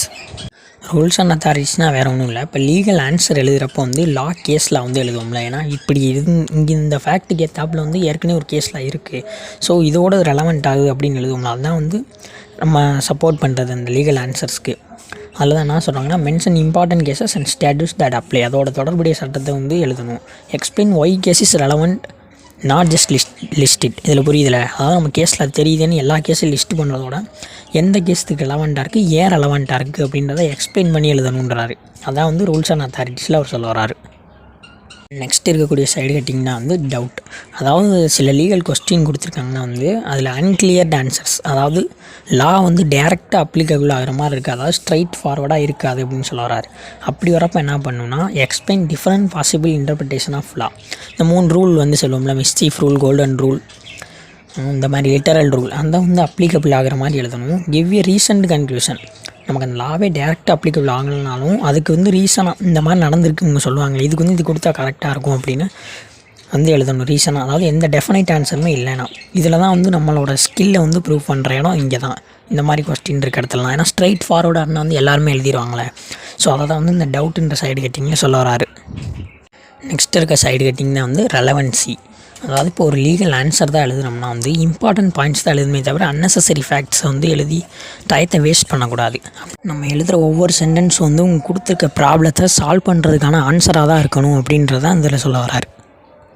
நெக்ஸ்ட் இருக்கக்கூடிய சைடு கட்டிங் தான் வந்து கொஸ்டின் டிவைடட் இன்டூ பார்ட்ஸ், அதாவது சில ப்ராப்ளமில் வந்து மோர் தேன் ஒன் இஷ்யூ வந்து இருக்கும், அதாவது ஒரு இஷ்யூ மட்டும் இல்லாமல் இந்த இடத்துல இப்படியா இருக்குது, அடுத்து வந்து இப்படியா இருக்குது அப்படின்னு சொல்லியிருப்பாங்க. அப்போ நம்ம ரெண்டுக்குமே ஆன்சராக இருக்க வேணும். ஸோ வந்து ரெண்டாக பிரித்து ஸ்மாலர் பார்ட்ஸாக பிரித்து ரெண்டுக்குமே வந்து செப்பரேட்டாக ஆன்சர் பண்ணணும் அப்படின்றத பற்றி சொல்கிறது தான் இந்த question divided into parts side cutting. அடுத்து இருக்க சைடு கட்டிங் என்னான்னு பார்த்தோம்னா, ஆன்சரிங் த ப்ராப்ளம் இன் கிரிமினல் லா, அதாவது ஐபிசி முதல் இருந்துச்சுல, இப்போ பிஎன்எஸ் இருக்குது, அதுக்கு வந்து எப்படி ஆன்சர் எழுதுறதுன்றதை பற்றி பேசுகிறது தான் இந்த சைடு கட்டிங். ஃபஸ்ட்டு ஐடென்டிஃபை த க்ரைம், அது வந்து என்ன க்ரைம் அப்படின்றத நம்ம ஐடென்டிஃபை பண்ணணும். எக்ஸாம்பிளாக மர்டர், டெஃப்ட், இந்த மாதிரி இருக்க க்ரைம். நெக்ஸ்ட்டு ஆக்டஸ் ரியஸ், அந்த அக்யூஸ்ட் வந்து எதாவது லீகல் ராங் வந்து பண்ணியிருக்கானா அப்படின்றத கண்டுபிடிக்கிறது தான் வந்து இந்த ஆக்டஸ் ரியஸ். அடுத்து மென்ஸ்ரியா, அந்த இன்டென்ஷனோடு பண்ணியிருக்கானா, இன்டென்ஷன் டு கமிட் க்ரைம், அதுதான் மென்ஸ்ரியா. அது வந்து ஏதாவது லீகல் எக்ஸ்கியூஸ், அவனுக்கு வந்து டிஃபென்சஸ் ஏதாவது இருக்கா, எக்ஸாம்பிள் செல்ஃப் டிஃபென்ஸ் வந்து ஒரு எக்ஸ்கியூஸ் தானே. Next conclusion, decide the person is guilty based on the law, அந்த பர்சன் வந்து எந்த லா கீழே வந்து கில்ட்டி பண்ணுறான், எத்தனை வருஷம் பனிஷ்மெண்ட், இந்த மாதிரி இருக்கிறத எழுதுறதா வந்து கன்க்ளூஷனில் இருக்கணும்.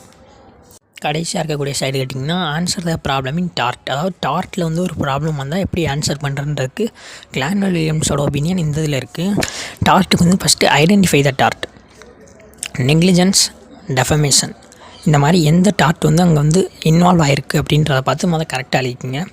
Next duty of care, defendant வந்து ரெஸ்பான்சிபிலிட்டி இருக்கும்ல, பிளைண்டிஃப் எதிராக வந்து நடந்துக்கிறக்கூடாதுன்னு, அந்த இதை வந்து அந்த ரெஸ்பான்சிபிலிட்டி அவன் கேர்ஃபுல்லாக இருக்கானா அப்படின்றத பார்த்தீங்கன்னா டியூட்டி ஆஃப் கேர். அந்த டியூட்டி அவன் ப்ரீச் பண்ணியிருக்கான், அதாவது மீறுறது தான் வந்து ப்ரீச் ஆஃப் டியூட்டி, மீறியிருக்கானா. Causation, their action directly cause harm, அவனுக்கு வந்து பிளைண்டிஃப்க்கு வந்து டிஃபெண்டனோட ஆக்ஷன் வந்து ஹார்மை ஏற்படுத்தியிருக்கா, இது வந்து ஏதாவது டிஃபென்ஸில் வருதான்னு எடுத்து பார்க்கணும். எக்ஸாம்பிள் கான்ட்ரிபியூட்டிவ் நெக்லிஜென்ஸ்னால் ஒன்றும் இல்லை, 2 பேருமே வந்து நெக்லிஜென்ஸாக இருக்க தான் கான்ட்ரிபியூட்டிவ் நெக்லிஜென்ஸ், அப்படின்னு தான் வந்து டிஃபென்ஸில் எம்வே மேலேயும் தப்பு இருக்குது, அவன் மேலேயும் தப்பு இருக்குல்ல. Next based on the law decided if the defendant is liable, defendant வந்து லைபிள் ஆவானா ஆக மாட்டானா அப்படின்றத கன்க்ளூஷன் வந்து எழுதணும். அவ்வளோதான், இதுதான் working out problems by Glanville Williams. இந்த மாதிரி இந்த examination room by Glanville Williams. இந்த எக்ஸாமினேஷன் ரூம் அப்படின்ற எஸ்ஸேயில் கிளான்வெல் வில்லியம்ஸ் என்ன சொல்ல வர்றாருன்னா, அது லா ஸ்டூடெண்ட்ஸ்க்கும் லா ப்ரொஃபஷனலுக்கும் லீகல் எக்ஸாமினேஷனை வந்து எப்படி வந்து ஈஸியாக வந்து அப்ரோச் பண்ணுறது எஃபெக்டிவாக, அதுக்கான கைடன்ஸை வந்து கொடுக்குறதா தான் இந்த எஸ்ஸே வந்து இருக்குது அப்படின்னு சொல்கிறாரு. அதாவது லா கொஸ்டின்ஸ் வந்து ஆன்சர் பண்ணுறதுக்கு அட்வைஸ் கொடுக்குறாரு. அதுதான் இந்த examination room by Glanville Williams. இப்போ நான் சொன்னது மட்டும் இன்ட்ரடக்ஷனில் எழுதினா போதும். நெக்ஸ்ட்டு சைடு கட்டிங்க்கு போகலாம். First read the paper. Read the பேப்பரில் அவர் என்ன சொல்ல வர்றாருன்னா, எழுதுறதுக்கு முன்னாடி கொஸ்டின் பேப்பரை ஃபுல்லாக ரீட் பண்ணணும். ரீட் பண்ணால் தான் வந்து எந்தெந்த கொஸ்டின் வந்து எப்படி கேட்டிருக்காங்க அப்படின்னு வந்து ஃபுல்லாக அண்டர்ஸ்டாண்ட் பண்ணிக்கிற முடியும். அண்டர்ஸ்டாண்ட் பண்ணுறதை நம்ம உறுதி செஞ்சுக்கிற முடியும் அப்படின்றதான் வந்து ஃபஸ்ட்டு பாயிண்ட் வந்து நம்ம எழுதணும். இப்படி நம்ம ஃபஸ்ட்டே எல்லா கொஸ்டினையும் ரீட் பண்ணுறதுனால கடைசி நேரத்தில் டைம் கம்மியாக இருக்கும் போது இந்த கொஸ்டினுக்கு வேறு ஆன்சர் எழுதி வைக்கிறது வந்து அவாய்ட் பண்ணலாம். ஸ்ட்ரெஸ்னால் வந்து நம்ம சில நேரம் என்ன பண்ணுவோம்னா ஒரு கொஸ்டினுக்குரிய ஆன்சரை வேறு கொஸ்டின் நினச்சிக்கிட்டு தப்பாக எழுதிடும். ஸோ முதையே வந்து ரீட் பண்ணிட்டோம்னா அது வந்து ஈஸியாக இருக்கும் அப்படின்றத சொல்கிறாரு. இந்த மாதிரி ரீட் பண்ணுறது மூலமாக ஈஸி கொஸ்டின் எது, ஹார்ட் கொஸ்டின் எது, அதாவது எந்த கொஸ்டின் வந்து ஈஸியாக இருக்குது அதை வந்து நம்ம எடுத்தால் வந்து ஃபுல்லாக எழுதி முடிச்சிடலாம் அப்படின்றத வந்து ஐடென்டிஃபை பண்ண முடியுது. ஹார்ட் கொஸ்டின் வந்து சாய்ஸில் விட்டுலாம்ல, அந்த மாதிரி இருக்கிறதுக்கு வந்து கொஸ்டின் பேப்பரை ஃபஸ்ட்டு ஃபுல்லாக ரீட் பண்ணுறது அவசியம். இதே மாதிரி நம்ம ஃபஸ்ட்டே ரீட் பண்ணுறனால வந்து டைம் அலோகேஷன் வந்து பண்ண முடியுது. அதாவது இந்த கொஸ்டினுக்கு வந்து இவ்வளோ நேரம் தான் எழுத போகிறேன், இவ்வளோ பக்கம் தான் எழுத போகிறேன் அப்படின்றத வந்து நம்ம வந்து டிட்டர்மைன் பண்ணிடலாம்ல. அதுதான் ஃபஸ்ட் ரீட் த பேப்பர் அப்படின்ற ஃபஸ்ட்டு சைடு கட்டிங்கில் சொல்கிறாங்க. நெக்ஸ்ட்டு சைடு கட்டிங் என்னான்னு பார்த்தோம்னா சாய்ஸ் ஆஃப் கொஸ்டின்றோடனே நமக்கு என்ன புரியுது, இப்போ வந்து 3 கொஸ்டின் கொடுத்துருக்காங்க, அதில் ஏதாவது ஒன்றுக்கு வந்து ஆன்சர் பண்ணுங்கள் அப்படின்னு கேட்பாங்களே, அந்த மாதிரி நமக்கு வந்து இப்போ எந்த கொஸ்டின் நமக்கு ஈஸியாக இருக்கோ அதை தான் நம்ம செலக்ட் பண்ணுவோம். ஸோ அந்த செலக்ட் பண்ணுற ஸ்ட்ராட்டஜியை குறிக்கிறதா அந்த சாய்ஸ் ஆஃப் கொஸ்டின்ஸோட சைடு கட்டிங்ஸ். அப்போ தான் வந்து ஸ்டூடெண்ட்ஸ் வந்து ஈஸியாக வந்து புரிஞ்சுக்கிற முடியும். எந்த கொஸ்டினுக்கு வந்து நம்ம ஆன்சர் வந்து எழுதலாம் ஈஸியாக இருக்கும், எந்த கொஸ்டின் வந்து நமக்கு நல்லா தெரியும் அப்படின்றத. இப்படி சாய்ஸாக இருக்க கொஸ்டினில் எந்த கொஸ்டினுக்கு வந்து நமக்கு அக்யூரேட்டாக வந்து ஆன்சர் தெரியுமோ அதை கான்ஃபிடென்ட்டோட செலக்ட் பண்ணி எழுதுறதா இருக்கணும். இப்படி வந்து கொஸ்டின்ஸ் வந்து செலக்ட் பண்ணுறது, கேர்ஃபுல்லாக செலக்ட் பண்ணுறது வந்து கிரிட்டிக்கல் ஸ்கில் தான் அப்படின்னு வந்து கிளான்வெல் வில்லியம்ஸ் வந்து சொல்கிறாரு. அதாவது ஈஸியாக வந்து கண்டுபிடிச்சிட முடியாது. ஃபுல்லாக ரீட் பண்ணுறவங்களுக்குலாம் தெரியும் வந்து எது வந்து ஈஸி எது வந்து கஷ்டம்னு. ஸோ இது வந்து ஒரு கிரிட்டிக்கல் ஸ்கில் தான். இப்போ நம்ம சூஸ் பண்ணுற கொஸ்டின் நமக்கு தெரியாத கொஸ்டினையும் சூஸ் பண்ணிட்டோம்னு வச்சுக்கோங்களேன், டைம் தான் வேஸ்ட். நம்ம என்ன தான் வந்து கதை எழுதி இழுக்க பார்த்தாலும் வந்து முடியாது, நமக்கான மார்க்ஸ் வந்து போயிடும். அதான் சொல்கிறாரு லாஸிங் வேல்யூபிள் மார்க்ஸ்னு. ஸோ வந்து சாய்ஸ் ஆஃப் கொஸ்டினில் கரெக்டாக சூஸ் பண்ணுறது கிரிட்டிக்கல் ஸ்கில். அதை நம்ம கரெக்டாக சூஸ் பண்ணிட்டோம்னா மோர் மார்க்ஸை வந்து கெயின் பண்ண முடியும்.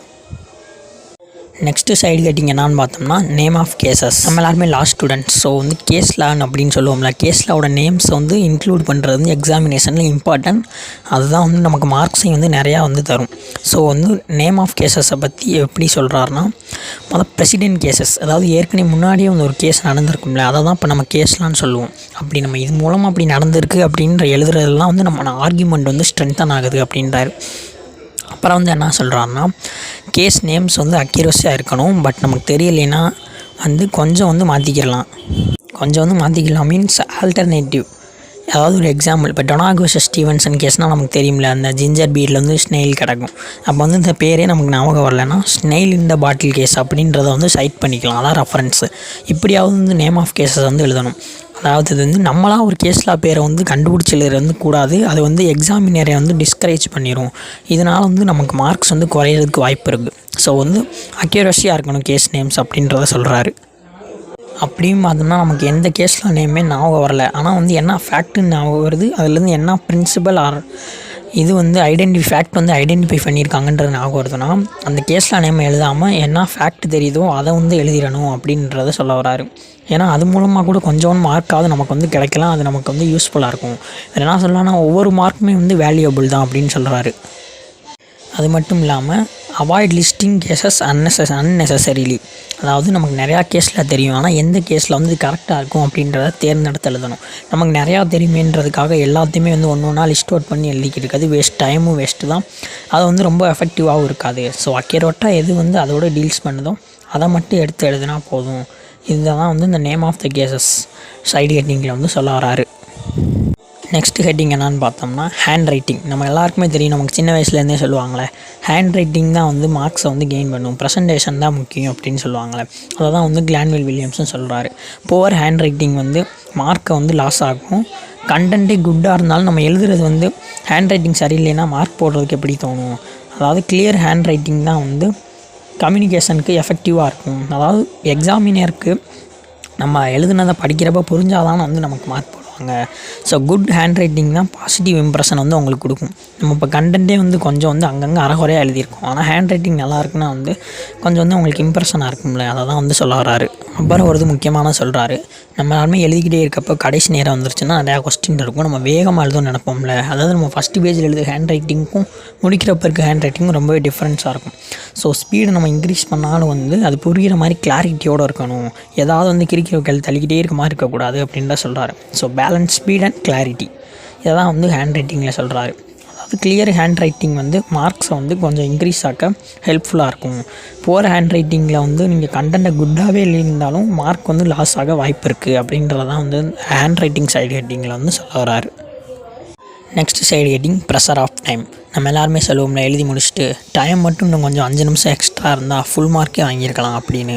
அப்போ அந்த டைமை எப்படி கரெக்டாக அலோகேட் பண்ணுறது அப்படின்றதுக்கெலாம் நம்ம ஃபஸ்ட்டே ரீட் பண்ணுறோம்ல, ரீட் பண்ணுறப்பே இந்தந்த கொஸ்டினுக்கு இவ்வளோ நேரம் தான் எழுத போகிறோம் அப்படின்றத அதையே டிட்டர்மின் பண்ணிக்கிறணும் அப்படின்றதான் அந்த ப்ரெஷர் ஆஃப் டைம் டாப்பிக்கில் சொல்கிறாரு. அதாவது இப்போ ஒரு டாபிக் நமக்கு நல்லா தெரியுது அப்படின்றதுக்காக அதுலேயே நிறையா எழுதிக்கிட்டே இருக்கக்கூடாது. அப்படி எழுதிக்கிட்டே இருந்தால் மிச்சம் இருக்க டாபிக்ஸ் ஆன்சர் பண்ண டைம் இல்லாமல் போயிடும், அதாவது இன்கம்ப்ளீட்டாக போயிடும். இதனால் நமக்கு மார்க் லாஸ் ஆக வாய்ப்பு இருக்குனால லாஸ் ஆகும் அப்படின்னே சொல்ல வராரு. ஃபார் எக்ஸாம்பிள், இப்போ நம்ம ஒரு 10 மார்க் கொஸ்டின் எழுதுறோம்னு வச்சுக்கிறோமே, பெர்ஃபெக்ஷனாக இருக்கணும்னு 6-7 பக்கத்துக்கு மேலே எழுதிக்கிட்டே போகிறோம். அப்படி எழுதிக்கிட்டே போகிறதுல நம்ம 2 மார்க்ஸ் 4 தான் விட்டுறோம்னு வச்சுக்கோங்க. இப்போ இதுலேருந்து வர மார்க்கோட அதை எழுதியிருந்தால் கொஞ்சம் கூடுதலாக வரும்ல. So perfection not important, completing all the question எல்லாத்துக்கும் ஆன்சர் பண்ணியிருக்காமா அப்படின்றதான் இம்பார்ட்டன்ட் அப்படின்னு சொல்கிறாரு. அப்புறம் மானிட்டரிங் கிளாக்கில் டைம் பார்த்துக்கிட்டு ஷெடியூல் படி நம்ம இந்த நேரத்தில் இப்படி முடிக்கணும் அப்படின்னு முன்னாடியே டிட்டர்மின் பண்ணிட்டோம்னா எழுதுகிறப்ப டென்ஷன் இருக்காது அப்படின்ற சொல்கிறாரு. ஸோ டைமை கரெக்டாக பயன்படுத்தணும் எக்ஸாமில் அப்படின்றதான் இந்த ப்ரெஷர் ஆஃப் டைமில் சைடு ஹெட்டிங்கில் சொல்ல வராரு. நெக்ஸ்ட்டு லாஸ்ட்டாக இருக்க டாபிக் செல்ஃப் கான்ட்ராடிக்ஷன்னா சுய முரண்பாடு அப்படின்னு சொல்லுவாங்களே.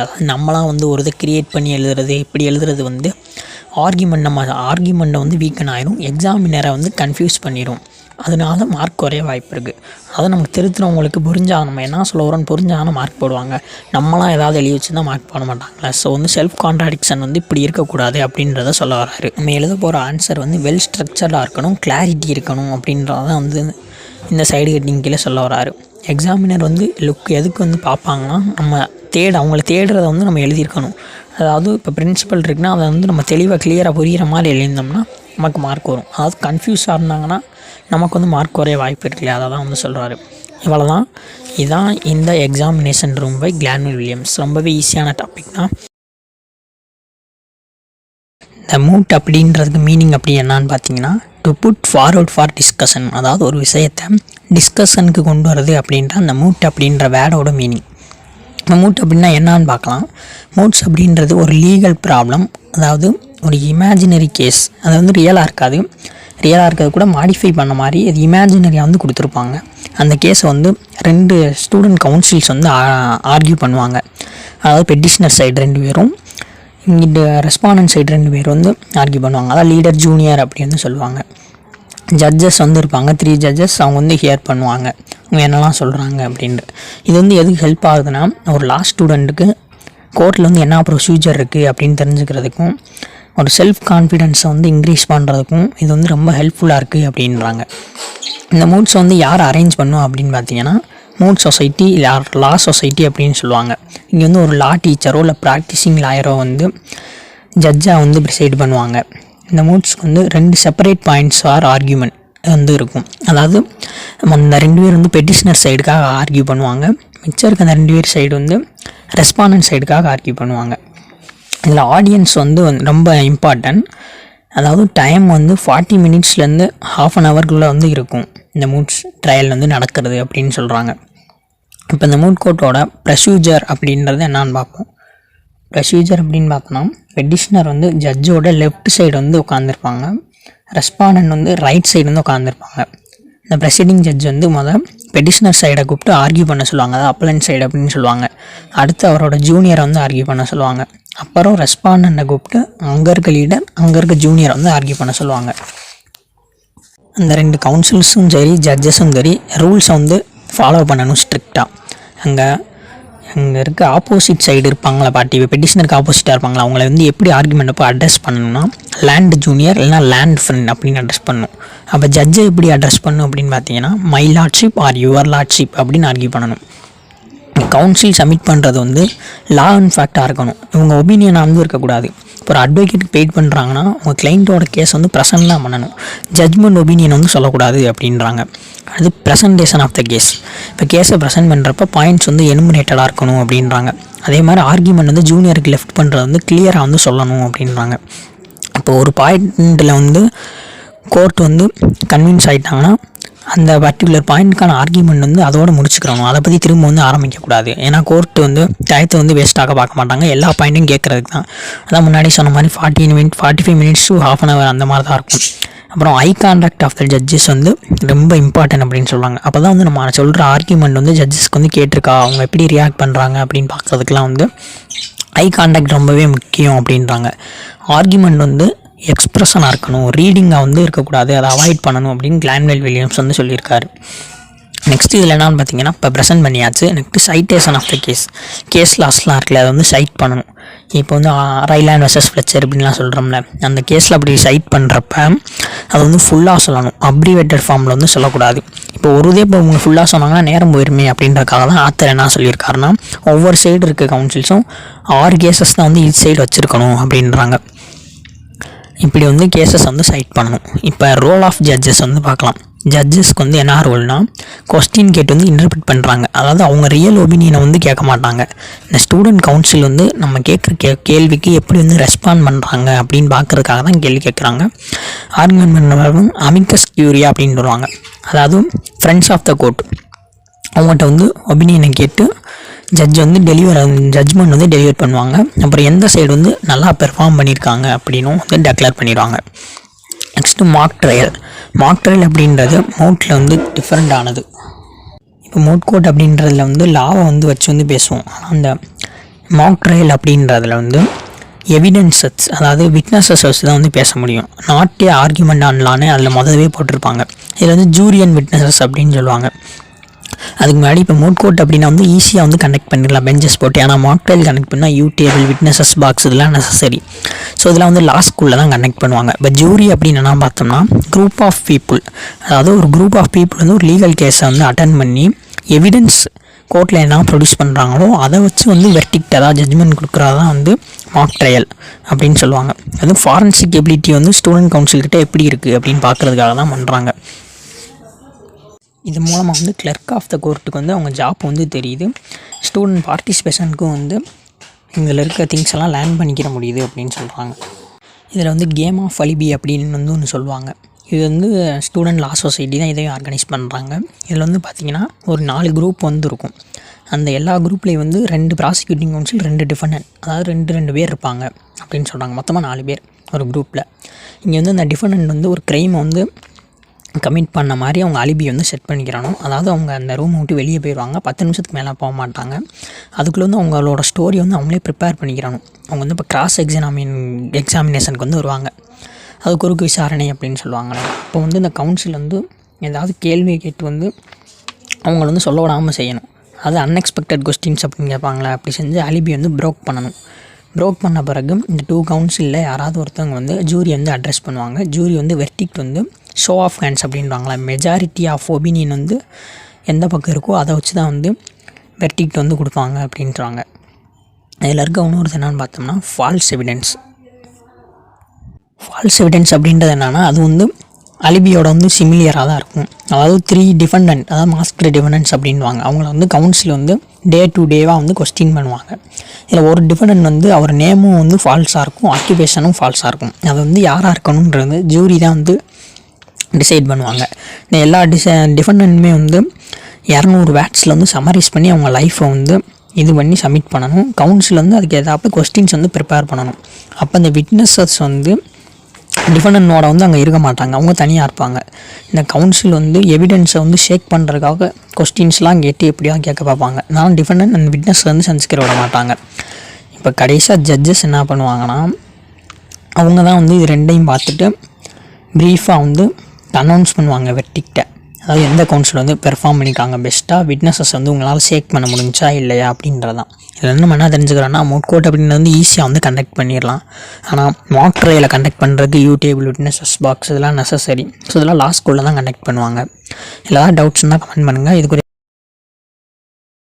காமன் லா அண்ட் ஈக்விட்டி இது ரெண்டுமே வந்து ஒரு இம்பார்ட்டன்ட் லீகல் டேர்ம்ஸு இங்கிலாந்து லாவில் இருக்குது. இது வந்து இந்த 2 டேர்ம் தான் வந்து லாஸ்ட் ஸ்டூடெண்ட் வந்து கன்ஃபியூஸ் பண்ணுது. ஆனால் இதுக்கு வந்து பெஸ்ட் இல்லஸ்ட்ரேட்டிவ் எக்ஸாம்பிள்ஸோட கிளான்வெல் வில்லியம்ஸ் வந்து எக்ஸ்பிளைன் பண்ணுறாரு. அதை வந்து இந்த வீடியோவில் பார்க்கலாம். அதுக்கு முன்னாடி நம்ம சேனல் இப்போ தான் நீங்கள் ஃபஸ்ட் டைம் பார்க்குறீங்கன்னா மறக்காமல் நம்ம சேனலையும் சப்ஸ்கிரைப் பண்ணிக்கோங்க. அப்போ தான் இந்த மாதிரி யூஸ்ஃபுல்லான வீடியோஸை நீங்கள் வந்து திரும்ப பார்க்க முடியும். ஃபஸ்ட்டு அந்த காமன் லா அப்படின்றதுக்கு மீனிங் வந்து சொல்கிறாரு. அது காமன் லா அப்படின்றது லோக்கல் லா வந்து கிடையாது. இந்த காமன் லா அப்படின்றது ஹோல் இங்கிலாந்துக்கே வந்து வேலிட் தான். இந்த பிரேஸ் வந்து எதை சிக்னிஃபை பண்ணுதுன்னா, அந்த லா வந்து created by the custom of the people, அதாவது பழக்க வழக்கங்கள் அப்புறம் ஜட்ஜஸோட டெசிஷனால் கிரியேட் பண்ணது தான்.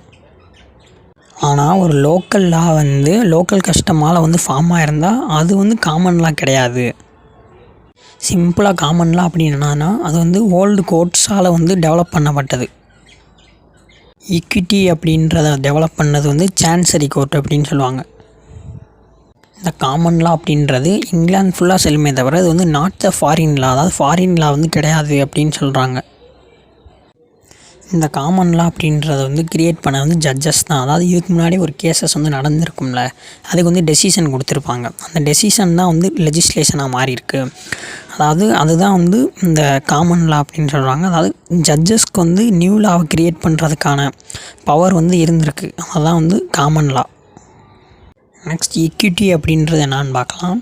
ஈக்விட்டி அப்படின்றதுக்கு மீனிங் வந்து நேச்சுரல் ஜஸ்டிஸ் அப்படின்னு பார்ப்போம். அதாவது எந்த ஒரு லா எதுவுமே வந்து எதையுமே ரெஃபர் பண்ணாமல் இருக்கிறப்ப ஜட்ஜஸ் வந்து நேச்சுரல் ஜஸ்டிஸை வந்து பேஸ் பண்ணி வந்து தீர்ப்பை வந்து கொடுக்கலாம்ல, அதை தான் ஈக்விட்டி அப்படின்னு சொல்கிறாங்க. ஆனால் இது வந்து காமன் லாவில் வந்து டிஸ்டிங்ஷாக தான் இருக்குது, அதாவது வேறுபட்டு தான் இருக்குது. அதாவது இது வந்து காமன் லாவோட பார்ட் வந்து கிடையாது அப்படின்னு சொல்கிறாங்க. சில பேர் வந்து பார்ட் அப்படின்னு சொல்கிறாங்க. இந்த ஈக்விட்டி வந்து டெவலப் ஆனது மிடில் ஏஜஸில் தான். காமன் லாவை வச்சு ஜஸ்டிஸ் கொடுக்க முடியாதப்போ தான் அந்த ஈக்விட்டி வந்து ரைஸ் ஆகிருக்கு. அததான் இங்கே வந்து சொல்கிறாரு. அங்கே வந்து கிங் தான் வந்து ஃபவுண்டைன் ஆஃப் ஜஸ்டிஸ் அப்படின்னு சொல்கிறாங்க. அங்கே கிங் மேலே தான் வந்து எக்ஸ்ட்ராடினரி, அவர் கொடுக்குறதா ரிலீஃப் அப்படின்ட்டுருக்கு. அவர் மூலமாக அந்த சான்சலர் வந்து செட் பண்ண தான் ஸ்பெஷல் கோர்ட்டு. அந்த கோர்ட்டை வந்து சான்சரி கோர்ட் அப்படின்னு சொல்லுவாங்க. ஈக்விட்டி வந்து எதை பேஸ் பண்ணியிருக்குன்னா நம்பிக்கையை பேஸ் பண்ணி தான் இருக்குது. இப்போ ஒரு எக்ஸாம்பிள் பார்ப்போமே. ஒருத்தர் வந்து ஒருத்தர்கிட்ட கடை வாங்கியிருக்காரு. அது எந்த டாக்குமெண்ட் எதுவுமே கொடுக்கல, நம்பிக்கையில் தான் கொடுத்துருக்காரு. இதுதான் ஈக்விட்டி. அந்த ட்ரஸ்ட்டு தான் வந்து இங்கே வந்து ஈக்விட்டி. அந்த கோர்ட் ஆஃப் சான்சரிக்கு வந்து டிஃபென்ஸ் ஆர்டர் பண்ணுறது வந்து கண்டெம்ட் ஆஃப் கோர்ட், அது கோர்ட்டை அவமதிக்கிறது அப்படின்னு கருதியிருக்காங்க. வந்து என்னென்னா காமன் லாவை டீல் பண்ண கோர்ட் வந்து காமன் லா கோர்ட், ஈக்விட்டியை டீல் பண்ணுற கோர்ட் வந்து chancery court. Next judicature act of 1873 ஒன்று வந்து கொண்டு வராங்க. இந்த கோர்ட் வந்து இந்த ஆக்ட் வந்து என்ன பண்ணுதுன்னா, ஓல்டு கோர்ட்டாக இருக்க அந்த காமன் லா கோர்ட்டையும் சான்சரி கோர்ட்டையும் வந்து அபாலிஷ் பண்ணிவிட்டு சிங்கிள் சுப்ரீம் கோர்ட்டாக வந்து இது பண்ணுது. அதுதான் அந்த ஜுடிகேச்சர் வந்து எஸ்டாப்ளிஷ் பண்ணுது. இதுக்கு வந்து ஃபுல் பவர் இருக்குது. போத் லா அண்ட் ஈக்விட்டி ரெண்டையுமே வந்து அட்மினிஸ்டர் பண்ணுறதுக்கு ஃபுல் பவர் இருக்குது. இதில் ஒரு முக்கியமானது என்ன சொல்கிறாங்கன்னா, அந்த காமன் லாவும் ஈக்விட்டியும் வந்து மீட் பண்ணிக்கிறோம், ஆனால் ரெண்டுமே வந்து மிக்ஸ் ஆகாது. அதான் வந்து ஒரு இது மூலமாக சொல்லியிருக்காங்க. அதாவது to be more precise, the 2 streams have met and now are in the same channel but their waters do not mix. இதில் தெளிவாக சொல்லியிருக்காங்களே. ஆனால் நிறையா கேசஸில் வந்து இந்த லா அண்ட் ஈக்விட்டியை வந்து டிஸ்டிங்ஸ் பண்ணுறது வந்து டிஃபிகல்ட். ஈக்விட்டி வந்து ரொம்பவே காம்ப்ளெக்ஸான ஒன்று. சான்சலர்ஸ் தான் வந்து டெவலப் பண்ணுது. ஈக்விட்டி ரூலில் வந்து ஒரு முக்கியமானது இருக்குது. அதாவது இந்த ஈக்விட்டி மூலமாக வந்து வர்றவங்க க்ளீன் ஹேண்ட்ஸாக இருக்கணும். அதெல்லாம் வந்து சூப்பராக ஒரு ப்ரேஸ் வந்து சொல்லியிருக்காங்க. He who comes to equity must come with clean hands. அதாவது வர்றவங்க வந்து எந்த தப்பும் பண்ணியிருக்கக்கூடாது. அவங்க ஏற்கனவே தப்பு பண்ணிட்டு இங்கே முதல்ல வந்து கேஸ் கொடுக்குறது அந்த மாதிரி இருக்கிறதான் வந்து இருக்கக்கூடாது. அது வந்து ஈக்விட்டி ரூல் பேஸ் பண்ணது கிடையாது. So he who comes to equity must come with clean handsஆக வரணும் அப்படின்லாம் சொல்கிறாங்க. இங்கே வந்து ஒரு பெஸ்ட் எக்ஸாம்பிள் வந்து சொல்கிறாங்க ஈக்விட்டிக்கு. அதாவது ஒரு டெனண்ட் எப்படின்னா, அந்த குத்தகைக்காரர் வந்து இருக்கார். நல்ல ஓனர் வந்து இவருக்கு வந்து லீஸ்க்கு வந்து விட்டுருக்காரு. இவர் வந்து அதை ரெசீவ் பண்ண உடனே வந்து அந்த கம்பெனிக்கு வந்து கொடுத்துட்றாரு, சாக்சன் லிமிடெடுக்கு வந்து அந்த நிலத்தை. அதாவது இதில் இருக்க டேர்ம்ஸை வந்து அவர் ப்ரோக் பண்ணியிருக்காரு. இது வந்து லீகலைஸாக டாக்குமெண்ட் பண்ணது வந்து பண்ணி வந்து அவர் வந்து கொடுக்கல. அதாவது ஈக்விட்டி அடிப்படையில், நம்பிக்கை அடிப்படையில் தான் வந்து லீஸுக்கு கொடுத்துருக்காரு. இப்போ வந்து டேமேஜஸ் வந்து இது பண்ணால் அவர் தான் கொடுக்கணும் அப்படின்னு சொல்லியிருக்காரு. ஆனால் பிரேக் பண்ண அவரை வந்து திரும்ப வந்து இங்கே வந்து வெளியேற்ற முடியல, திரும்ப வந்து கொண்டு வர முடியல. ஏன்னா வந்து லீகலைஸ்டாக இல்லை. இப்போ அவரே வந்து போய் வந்து கம்ப்ளைண்ட் கொடுக்குறாரு. இந்த டெனன்ட் வந்து இப்போ சாயில்ட் இஸ் ஹேண்ட்ஸ், இவர் வந்து இப்போ அழுக்கடைந்தவர். அதாவது இங்கே என்ன சொல்லியிருக்காங்க, must come with clean hands. அதாவது தப்பு செய்யாமல் இருக்குங்களா அவன். இங்கே வந்து இவர் தான் ப்ரீச் பண்ணியிருக்காரு, இவரே போகிறாரு. அதாவது soiled is hands, our hand வந்து இப்போ அழுக்கடைஞ்சிருக்கு. அவர் தப்பு செஞ்சுட்டு அவர் போகிறார்ல, அப்போ வந்து இந்த எக்விட்டி வந்து இங்கே வேலை செய்யாது. ஸோ வந்து அவர் தான் வந்து ஆக்ஷனில் சக்சீட் பண்ணார். ஸோ அந்த மெயின் பிரின்சிபல்ஸ் காமன் லா எக்விட்டி வந்து ரொம்பவே இம்பார்ட்டண்டான எசென்ஷியல் எலமெண்ட்ஸ் தான் இங்கிலாந்துக்கு. ஸோ அதை வந்து ப்ராப்பராக அண்டர்ஸ்டாண்ட் பண்ணிக்கிறது நம்ம ஸ்டூடெண்ட் ஆஃப் லா நமக்கு வந்து ரொம்பவே இம்பார்ட்டன்ட் தான். அவ்வளோதான், இதுதான் காமன் லா அண்ட் எக்விட்டி. இந்த மாதிரி யூஸ்ஃபுல்லான வீடியோஸ்க்கு நம்ம சேனலை மறக்காமல் சப்ஸ்கிரைப் பண்ணிக்கோங்க.